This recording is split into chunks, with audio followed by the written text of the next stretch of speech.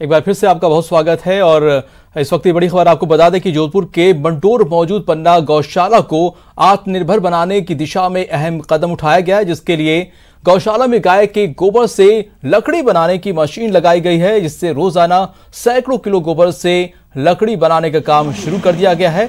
इस मशीन से 5 किलो गोबर से 2 से 2.5 किलो लकड़ी बनकर तैयार हो जाती है। गौशाला के ट्रस्टी दिलीप जैन ने बताया कि गौशाला को आत्मनिर्भर बनाने और पर्यावरण को स्वच्छ करने के लिए इस मशीन को स्थापित किया गया है।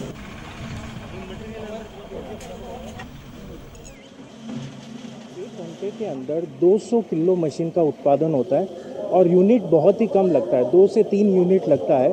3 फेज की मशीन, सिंगल फेज, दोनों टाइप की मशीन्स आती है इसके अंदर। सिर्फ 3 से 4 मैन पावर के साथ में पूरी इसको अपन कार्य को लेके आ सकते हैं। अगर हम डेली 10 घंटा भी अगर इस मशीन पे काम करें तो कम से कम 2000 किलो प्रोडक्शन निकलता है लकड़ियों का। जोधपुर में ये पहली मशीन है, प्रशासन का भी इस पे पूर्ण सहयोग है कि आप जल्दी से जल्दी इसको लगाओ, ताकि हम अन्य गौशालाओं को भी इसमें मोटिवेट करके हर जगह लगाएं।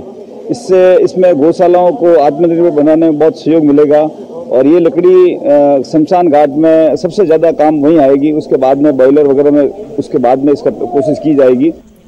और अलवर के रामगढ़ उपखंड क्षेत्र के नौगांव कस्बे में कोरोना के बढ़ते मामले को देखते हुए लोगों ने एकजुट होकर 5 दिनों के लिए सेल्फ लॉकडाउन किया है। कस्बे के सभी व्यापारियों और स्थानीय लोगों ने मिलकर सेल्फ लॉकडाउन लगाने का फैसला लेकर प्रशासन को अवगत करा दिया है। और प्रदेश का ये पहला कस्बा है जहां को संक्रमण को रोकने के लिए लोगों ने खुद कस्बे में लॉकडाउन लगाया है। अनलॉक 2 के बाद नौगांव कस्बे में 8 कोरोना पॉजिटिव केस सामने आए हैं, जिसके बाद कोरोना संक्रमण को रोकने के लिए लोगों ने खुद लॉकडाउन लगाने का फैसला लिया है। नौगांव कस्बे में करीब 8 मरीज सामने आए हैं। इनके आने के बाद से ही अब ग्रामीणों ने सेल्फ डिफेंस अपनाते हुए अपने आप को लॉकडाउन करने का फैसला कर लिया है।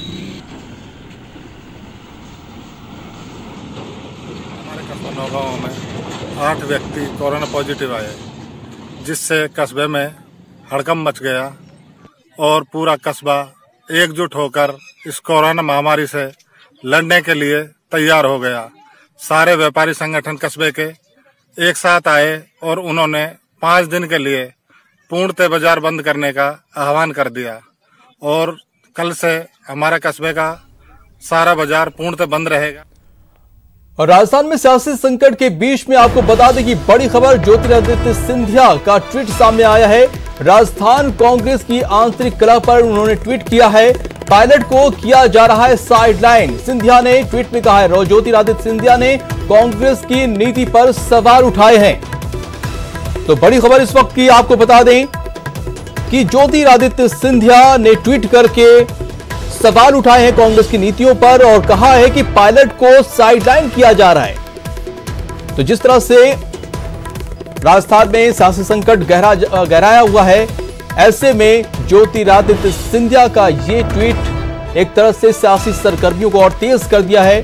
आपको बता दें कि ज्योतिरादित्य सिंधिया वही हैं जिन्होंने मध्य प्रदेश में तख्ता पलट करने में अहम भूमिका निभाई थी और उन्हीं का ये बयान अब राजस्थान के सियासी संकट के बीच में आया है। और सचिन पायलट को लेकर उन्होंने लिखा है कि पायलट को साइडलाइन किया जा रहा है। तो बड़ी खबर आपको बता दें कि प्रदेश के सियासी घटनाक्रम को लेकर बड़ी खबर, रणदीप सुरजेवाला, अजय माकन और अविनाश पांडे जयपुर जाएंगे। सचिन पायलट भी साथ में चार्टर से जाएंगे। प्लेन से जयपुर रात 9 बजे होने वाली बैठक में सचिन पायलट शामिल होंगे। राहुल गांधी के हस्तक्षेप के बाद घटनाक्रम बदला है और सचिन पायलट से राहुल गांधी ने फोन पर बातचीत की है।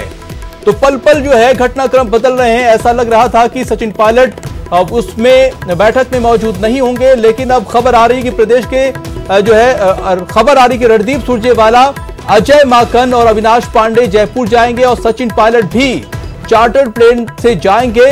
और जयपुर में जो रात के 9 बजे बैठक होने वाली है, बैठक होने जा रही है अहम, उस बैठक में ये सभी लोग, सचिन पायलट भी बैठक में शामिल होंगे। राहुल गांधी के हस्तक्षेप के बाद घटनाक्रम में ये बड़ा बदलाव आया है। सचिन पायलट से राहुल गांधी ने फोन पर बातचीत की है। उसके बाद से अभिषेक आड़ा और ज्यादा जानकारी के लिए हमारे साथ जुड़ चुके हैं। अभिषेक, एक बड़ा जो है घटनाक्रम फिर से बदलता हुआ नजर आ रहा है। क्या लगता है, डैमेज कंट्रोल अब हो जाएगा? देखिए, बिल्कुल ये डैमेज कंट्रोल करने की कांग्रेस पार्टी की बड़ी कोशिश के रूप में ये बड़ी खबर सामने आ रही है, जबकि अविनाश पांडे, रणदीप सुरजेवाला, अजय माकन और सचिन पायलट ये सभी चारों एक साथ चार्टर्ड फ्लाइट से जयपुर के लिए कुछ ही देर बाद में उड़ान भरेंगे और चारों साथ में जाएंगे। और बड़ी बात यह है कि सीधे राहुल गांधी के यहां से इस बात के निर्देश दिए गए हैं कि सचिन पायलट उस बैठक में शामिल हो। हम लगातार इस बात के संकेत दे रहे थे कि ये पूरा मामला जो है वो अविनाश पांडे इसमें बड़ी भूमिका अदा कर सकते हैं, और अविनाश पांडे ने पूरा मामला अपने हाथ में लिया। अविनाश पांडे लगातार केसी वेणुगोपाल और कांग्रेस आलाकमान के संपर्क में थे। आज सुबह से ही जो लगातार घटनाक्रम चल रहा है उस बात की पल पल की रिपोर्ट वो लगातार दे रहे थे। जी अभिषेक, मुझे ये बताइए कि जो फोन पे बात हुई है सचिन पायलट की और राहुल गांधी के बीच में, क्या कुछ पता चल पाया इसके बारे में? देखिए, उसमें सीधा सा ये कहा गया है कि सचिन पायलट को आज जो शाम को मुख्यमंत्री ने बैठक बुलाई है उसमें शामिल होना है और इसको लेकर कोई एक्सक्यूज नहीं है। ये सीधे राहुल गांधी के यहाँ से निर्देश आए हैं। हालांकि ये सूत्रों की ओर से कहा, हमारे सूत्रों ने बताया है कि इस तरह के निर्देश दिए गए हैं, लेकिन उसके साथ ही एक ये भी संकेत मिल रहे हैं कि राहुल गांधी ने सीधे सचिन पायलट से बात न करके ये मैसेज अविनाश पांडे के जरिए पास ऑन किया है जी। वो सचिन पायलट को ये मैसेज दें।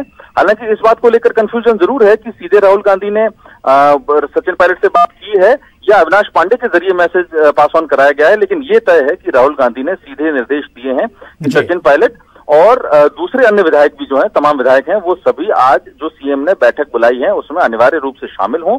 रात 9 बजे बैठक बुलाई गई है, 6 बज चुके हैं, 1 घंटे का सफर है। कुछ ही देर बाद में वो यहाँ से उड़ान भरेंगे और चार्टर्ड फ्लाइट से, और उसके साथ ही अजय माकन जो पूर्व मंत्री रह चुके हैं जी, वो और रणदीप सिंह सुरजेवाला, ये दोनों भी एक तरीके से कहें कि आलाकमान के दूत के रूप में जयपुर जाएंगे। संभावना ये भी है कि वो भी उस बैठक में शामिल होंगे, जिस तरह की बातचीत होगी उसकी रिपोर्ट आगे पास करेंगे। रणदीप सुरजेवाला की जहां तक बात है तो राज्यसभा चुनाव को लेकर जब बाड़ेबंदी की गई थी तब भी रणदीप सुरजेवाला वहां पर गए थे, उन्होंने खुद जाकर वहां पर सारी चीजें देखी थी। उसके साथ उस वक्त उनके साथ में दीपेंद्र हुडा थे, अब जो जा रहे हैं तब उनके साथ में अजय माकन है। अविनाश पांडे, अभिषेक ये बताइए कि क्या गहलोत से भी बातचीत हुई है कुछ? देखिए, इस बात को लेकर कोई संकेत नहीं है, लेकिन जिस तरीके से अविनाश पांडे पल पल की चीजें फीड कर रहे थे, जिस तरीके से सारी जो इन्फॉर्मेशन दे रहे थे, उसको लेकर ये है कि वो सारा जो सियासी घटनाक्रम चल रहा है उसको लेकर अविनाश पांडे लगातार पूरा फीडबैक दे रहे थे और उसके बाद में ही ये डिसीजन लिया गया है। जी अभिषेक, तो जब अभिषेक ये बताइए कि क्या जो बैठक होने जा रही है उसमें ये जो कुछ विधायक पहुंचे हुए थे दिल्ली, वो भी उसमें शामिल होंगे या फिर जो ये 3-4 लोग जा रहे हैं वही?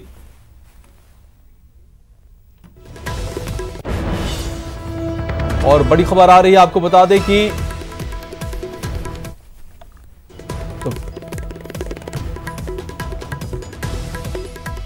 तो बड़ी खबर आपको बता दें कि इस वक्त की सचिन पायलट जो है जयपुर जाने वाले हैं, साथ में अविनाश पांडे और अजय माकन भी जाएंगे, रणदीप सुरजेवाला भी साथ में रहेंगे और रात के 9 बजे जो अहम बैठक होने वाली है जयपुर में उसमें वो शामिल होंगे। आपको बता दें कि राहुल गांधी के निर्देशों के बाद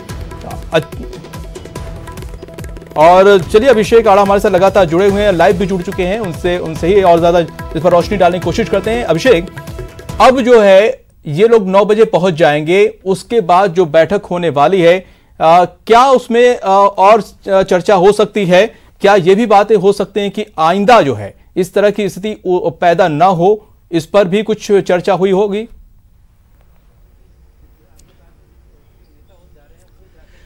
देखिए, कांग्रेस के जितने भी लोग हैं, चाहे जितने भी लोग सीएम से मिलने गए हों, वहां पे जो सीएमआर में आज जो मिलने गए थे वहां पर, चाहे उनकी बात हो या जो वरिष्ठ नेता है उनकी बात हो, प्रभारी महासचिव की बात हो, तमाम लोग पहले ही दिन से एक सुर में ये कह रहे हैं कि जो जिस तरीके का सियासी घटनाक्रम मध्य प्रदेश में हुआ था उस तरीके का सियासी घटनाक्रम राजस्थान में दोहराना संभव नहीं है, क्योंकि राजस्थान के सभी कांग्रेस के जो भी विधायक हैं वो सभी एकजुट हैं, जो कांग्रेस को समर्थन देने वाले निर्दलीय हैं वो एकजुट हैं, जो बसपा से 6 लोग आए हैं उनका पूरा समर्थन है, उन्होंने अपने आप का पूरी पार्टी का एक तरह से विलय किया है कांग्रेस में। तो पूरी जो मजबूती है वो लगातार सबकी बनी हुई है, कोई भी जो विधायक हैं वो बिकाऊ नहीं हैं और राजस्थान में कांग्रेस की सरकार को गिराना संभव नहीं है। अविनाश पांडे से हमारी कुछ देर पहले बात हुई थी, तब भी हमने ये बात कही थी, इस बात की हम लगातार दर्शकों को अपडेट कर रहे थे आज सुबह से कि अविनाश पांडे एक बड़ी भूमिका अदा कर सकते हैं और अविनाश पांडे संभवतः जयपुर जा सकते हैं। हालांकि पहले ये खबर थी कि उनके साथ में अहमद पटेल या केसी वेणुगोपाल जा सकते हैं जी, लेकिन अब जो है ये चीज पुख्ता हो गई है कि अजय माकन और रणदीप सिंह सुरजेवाला अविनाश पांडे के साथ में जाएंगे और सचिन पायलट भी अविनाश पांडे के साथ में जाएंगे और वहां पर जाकर जो आज बैठक होने वाली है विधायकों की उसमें शामिल होंगे। संभावना यह भी है कि अविनाश पांडे उनके साथ में रणदीप सुरजेवाला और अजय माकन विधायकों से फीडबैक लें, जो उनके ग्रीवेंसेस हैं उनके बारे में वो बात करें, जो उनकी शिकायतें हैं उनको सुने और वो सुनने के बाद में आला कमान को वो सारी एक पूरी रिपोर्ट बनाकर दें ताकि भविष्य में ऐसी स्थिति आने से रोकी जा सके कि जो एक अविश्वास की स्थिति पैदा हुई, जिस तरीके से मुकदमा दर्ज किया गया, जो विधायक समर्थन दे रहे थे सरकार को, वो उस तरीके की स्थिति को वो कभी दोहराई ना जा सके, इस बारे में वो एक रिपोर्ट बनाकर दे सकते हैं। विधायकों की जो पीड़ा है ये उन्हें किस बात को लेकर शिकायत है और ये भी संभावना है कि वो इस बारे में भी रिपोर्ट दे कि मंत्रिमंडल का जो संभावित विस्तार है उसे किस तरीके से किया जाना चाहिए, चाहे वो जातिगत समीकरण हो, चाहे वो धड़ों के बीच का संतुलन हो, उसे किस तरीके से किया जाना चाहिए। और सबसे बड़ा सवाल जो इस पूरे प्रकरण में है वो ये है कि प्रदेश अध्यक्ष की नियुक्ति को लेकर, नए प्रदेश अध्यक्ष की नियुक्ति को लेकर जो सुगबुगाहट चल रही है, जिस तरीके के बातें चल रही हैं, चाहे उन्हें र्यूमर कहें या और कुछ और नाम दें, लेकिन जिस तरीके से ये बात चल रही है कि प्रदेश अध्यक्ष में बदलाव हो सकता है, उसकी संभावना रहेगी या उस तरह की किसी भी संभावना को खारिज किया जाएगा। सचिन पायलट ही प्रदेश अध्यक्ष बने रहेंगे या कोई दूसरा व्यक्ति, को दूसरा कार्यकर्ता या दूसरा नेता उस पद पर बैठेगा, इस बात पर भाई अब तेजी से डेवलपमेंट होगा। जी अभिषेक, क्या लगता है कि जिस तरह से गहलोत राजस्थान को कहीं ना कहीं एक पॉलिटिकल पावर हाउस कहा जा रहा था और महाराष्ट्र हुआ, एमपी हुआ, हर जगह को कंट्रोल करने के लिए यहां पर लोग आते थे, अब यहां पर ही बेचैनी बहुत तेजी से बिल्कुल देखने को मिल रही। भले ही कह रहे हैं लोग कि नहीं हमारा समर्थन है, लेकिन कहीं ना कहीं तो मतभेद है, बेचैनी तो सभी में है और इसी वजह से यह सारी चीजें हो रही हैं। तो क्या लगता है कि अब ये सब चीजें शांत हो जाएंगी या फिर आप कह रहे हैं कि फिर से अब जो नए अध्यक्ष को लेकर, अब इसको लेकर एक नई राजनीति शुरू हो जाएगी? देखिए, शांत होने से बड़ी बात यह है कि इसका समाधान ढूंढा जाएगा, क्योंकि बड़ी बात यह है कि कांग्रेस जो साफ साफ देखी जा सकती है धड़ों में बटी हुई, वो धड़े कैसे समाप्त किए जा सकते हैं, पूरे एकरूपता कैसे लाई जा सकती है, सभी को साथ कैसे लिया जा सकता है, इस बात पर ज्यादा जोर होगा। जो प्रमुख दो धड़े हैं उनकी क्या डिमांड है, वो क्या चाहते हैं, उनकी बात को सुना जाए और उसी के अकॉर्डिंग ऐसे स्टेप उठाए जाएं, ऐसे फैसले लिए जाएं जिससे दोनों जो धड़े हैं वो संतुष्ट हो सकें। तो ये सबसे जरूरी चीज है। और जहां तक बात है, आपने बताया कि जैसे जो दूसरे राज्यों में जब सियासी उथल पुथल होती थी तो तमाम विधायक राजस्थान आते थे, तो यहां मैं एक आपको चीज बता दूं कि अशोक गहलोत को सियासत का जादूगर यूं ही नहीं कहा जा सकता। 45-50 साल के अनुभव वाले सीजन्ड पॉलिटिशियन के लिए ये कोई बड़ी बात नहीं है और ना ही उन्होंने इस तरीके की परिस्थितियां पहली बार देखी हैं। वो कई बार अपने पॉलिटिकल करियर में इस तरीके की परिस्थितियों को देखकर उससे उनका समाधान ढूंढ चुके हैं। तो ये तो तय है कि अशोक गहलोत को पता है ठीक से कि कब क्या करना है, कब कौन सा स्टेप लेना है, कब किस तरीके। तो बिल्कुल अभिषेक, बहुत शुक्रिया तमाम जानकारी के लिए। और चलिए भाई अगली खबर पढ़ते हैं कि कल कांग्रेस विधायक दल की अहम बैठक होने वाली है। कल 10:30 बजे सिवार में अहम बैठक होगी जिसमें सीएम, डिप्टी सीएम पायलट भी बैठक में मौजूद रहेंगे। आज शाम को भी विधायक और मंत्रियों की अहम बैठक है। इस वक्त की बड़ी खबर आपको बता दें कि कल जो है कांग्रेस विधायक दल की बैठक होगी 10:30 बजे सीएमआर में यह बैठक होगी जिसमें डिप्टी सीएम सचिन पायलट भी बैठक में मौजूद रहेंगे। आज शाम को भी विधायक और मंत्रियों की अहम बैठक होने जा रही है। यह इस वक्त सचिन पायलट दिल्ली में है और वहां से वो चार्टर प्लेन से जयपुर रवाना होंगे और रात 9 बजे जो अहम बैठक होने वाली उसमें शिरकत करेंगे और साथ में जो भी परिस्थितियां पैदा हो गई हैं उसको डैमेज को कंट्रोल करने की कोशिश की जाएगी। इसके लिए अविनाश पांडे, सुरजेवाला और जो तमाम नेता हैं उस बैठक में शामिल होंगे और डिनर डिप्लोमेसी के जरिए मामला शांत करने की कोशिश की जाएगी। तो कल भी 10:30 बजे अहम बैठक होगी विधायक दल की। इस बैठक में भी डिप्टी सीएम सचिन पायलट शामिल होंगे। तो राजस्थान में बढ़ गई है हलचल और कांग्रेस नेता सुरजेवाला ने ट्वीट किया है और केंद्र सरकार पर वार किया है। उन्होंने लिखा है कि कोरोना से पूरा देश त्रस्त है, प्रतिदिन संक्रमण बढ़ रहा है। 29,000 आपको बता दें कि 29,000 हो गया है और चीन ने हमारी जो सरजमी पर कब्जा किया है और सत्ताधारी पहले मध्य प्रदेश और अब राजस्थान में विधायक खरीदने में व्यस्त है। समझना यह है कि हम सबको कि संकट किसी राज्य पर नहीं पूरे भारतीय लोकतंत्र पर है। तो सुरजेवाला का बड़ा हमला केंद्र सरकार पर और वो बताने की कोशिश कर रहे हैं कि पूरा देश कोरोना महामारी से त्रस्त है और केंद्र सरकार जो है वो सरकारें गिराने में लगी हुई है। और फिलहाल रुकते हैं छोटे से ब्रेक के लिए।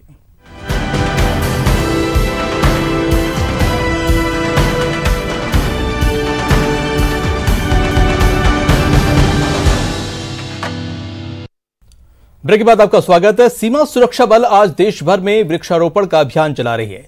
दिल्ली में जहां गृह मंत्री अमित शाह ने इस अभियान की शुरुआत की तो वहीं जोधपुर में बीएसएफ के सैकड़ों जवान एक साथ जो है 1000 पौधे लगाकर पर्यावरण को शुद्ध करने में अपनी आहुति दी। वहीं जोधपुर में ही इस अभियान के तहत सीमा सुरक्षा बल कुल 11 लाख पौधे नवंबर 2020 तक लगाएगी और इस अभियान के तहत आज सीमा सुरक्षा बल के विभिन्न संस्थानों और सीमा चौकियों पर आपको बता दें कि 2,50,000 पौधे लगाए जाएंगे।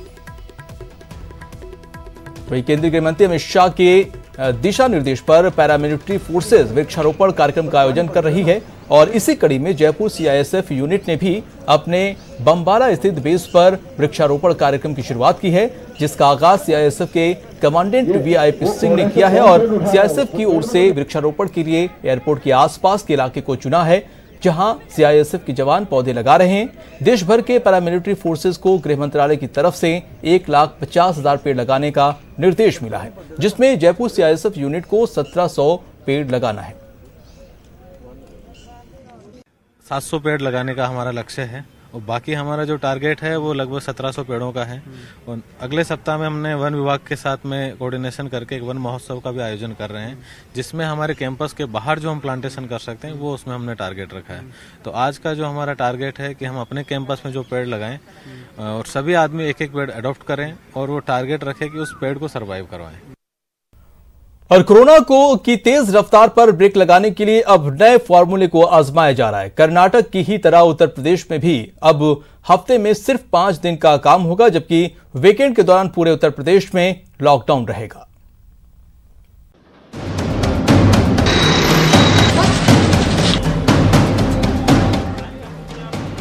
कर्नाटक की राह पर यूपी, वीकेंड में यूपी लॉकडाउन, हफ्ते में सिर्फ 5 दिन का। मिनी लॉकडाउन से हारेगी महामारी।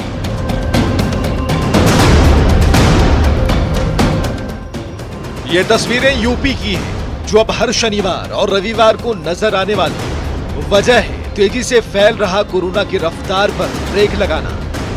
कोरोना के संक्रमण पर ब्रेक लगाने के लिए योगी सरकार ने नया फॉर्मूला चुना है।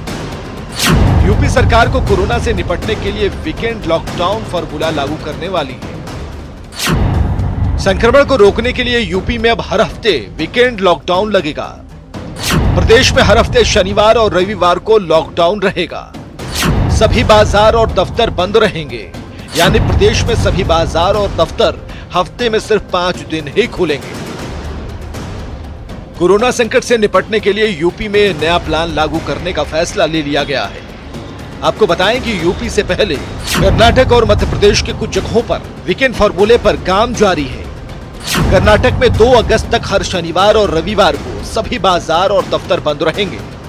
वहीं मध्य प्रदेश की राजधानी भोपाल और इंदौर में भी वीकेंड फॉर्मूला जारी है। जबकि बिहार, जम्मू कश्मीर, पश्चिम बंगाल, अरुणाचल प्रदेश, असम और मेघालय समेत कई प्रदेश के अलग अलग इलाकों में लॉकडाउन लगाया गया है। आपको बताएं कि केंद्रीय स्वास्थ्य मंत्रालय ने रविवार को अपने आंकड़े जारी किए। इन आंकड़ों के मुताबिक देश में कोरोना संक्रमण का आंकड़ा 8.5 लाख को छू गया। बीते एक दिन में 28,637 केस सामने आए, जबकि 551 मरीजों की मौत हुई। हालांकि 5,34,621 मरीज स्वस्थ हो चुके हैं। सुधार के आंकड़े राहत पहुंचाने वाले हैं, लेकिन जीत तभी मुमकिन है जब पूरा देश नियम को मानेगा। वो कहते हैं ना कि कायदे में रहेंगे तो फायदे में रहेंगे, इसलिए सुरक्षित रहिए। Bureau report, news 18 network.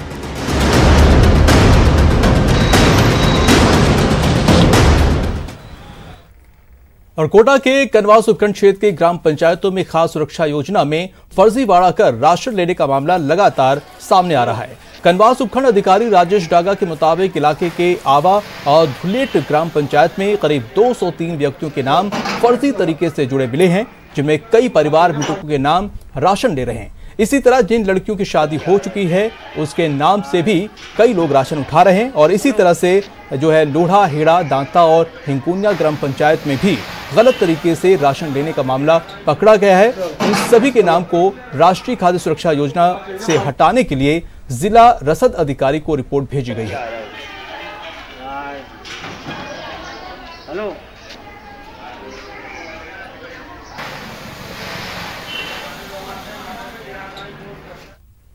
और इसी के साथ इस बुलेटिन में इतना ही। नमस्कार।